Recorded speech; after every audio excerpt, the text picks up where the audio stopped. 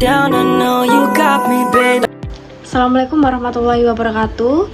Shalom, Om Swastiastu, Namo Buddhaya, salam kebajikan, salam sejahtera bagi kita semua. Perkenalkan, nama saya Nur Alifa, bisa dipanggil Iva.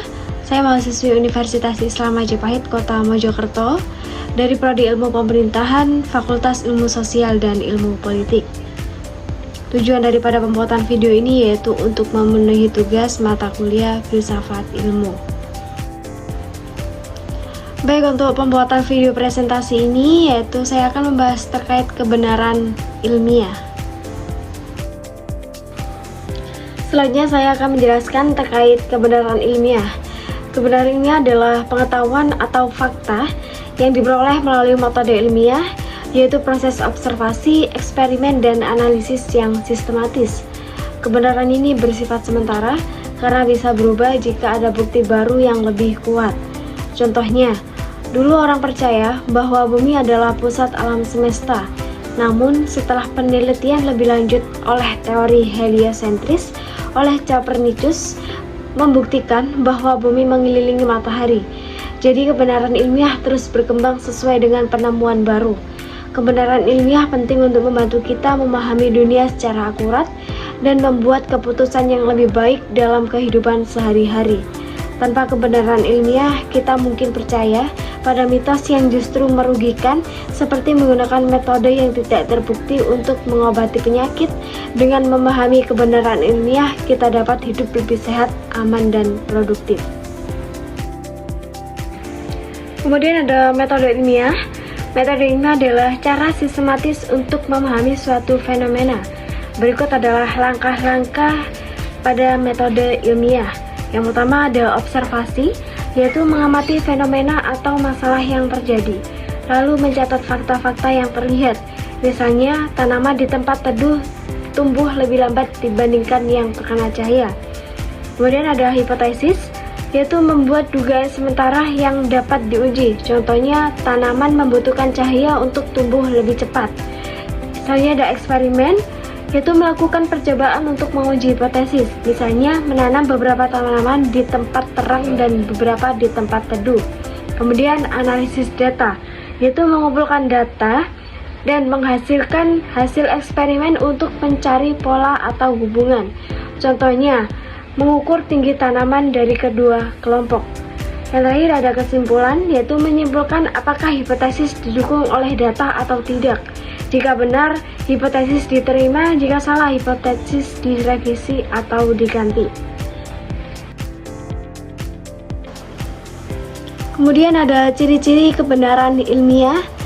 Yang pertama ada berdasarkan bukti empiris, didasarkan pada data dan fakta yang diperoleh melalui observasi atau eksperimen. Yang kedua ada objektif, tidak dipengaruhi oleh pendapat atau kepentingan pribadi, melainkan berdasarkan pada hasil yang dapat diuji dan diulang.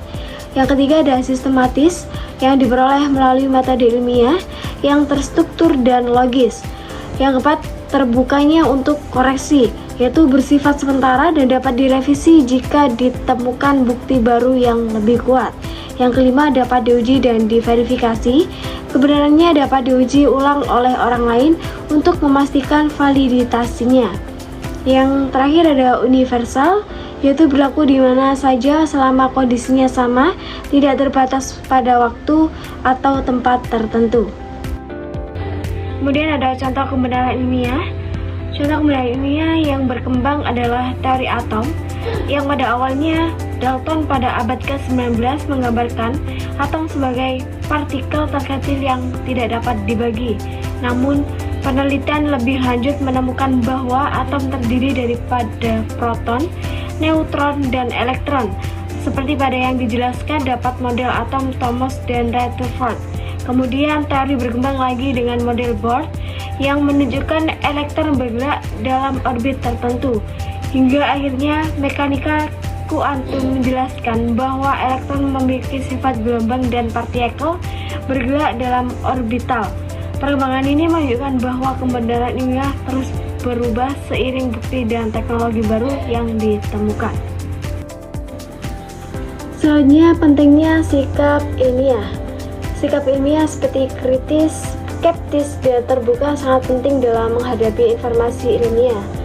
Sikap kritis membantu kita menganalisis data dan mengevaluasi kebenarannya secara mendalam. Sementara sikap skeptis mendorong kita untuk tidak langsung percaya tanpa bukti yang jelas. Kemudian sikap terbuka memungkinkan kita untuk menerima ide atau bukti baru yang mungkin bertentangan dengan pandangan lama. Kombinasi ketiga sikap ini memastikan bahwa kita tidak terjebak pada informasi dan mampu memahami fakta ilmiah secara objektif dan berkembang sesuai bukti terbaru. Yang terakhir ada kesimpulan. Kebenaran ilmiah adalah pengetahuan yang diperoleh melalui metode ilmiah, bersifat sementara dan dapat berkembang sesuai bukti baru. Kebenaran ilmiah penting karena membantu kita memahami dunia dengan lebih akurat dan membuat keputusan yang lebih baik dalam kehidupan sehari-hari. Untuk mencapainya, metode ilmiah dilakukan melalui langkah-langkah seperti observasi, hipotesis, eksperimen, analisis data, dan kesimpulan. Kebenaran ilmiah memiliki ciri-ciri seperti berbasis bukti empiris, objektif, sistematif, terbuka, dan koreksi, dapat diverifikasi, dan universal. Dalam menghadapi informasi ilmiah, sikap kritis, skeptis, dan terbuka sangat penting untuk memastikan kita memahami fakta dengan tepat, menghindari misinformasi, dan mendukung perkembangan ilmu pengetahuan yang bermanfaat bagi kehidupan.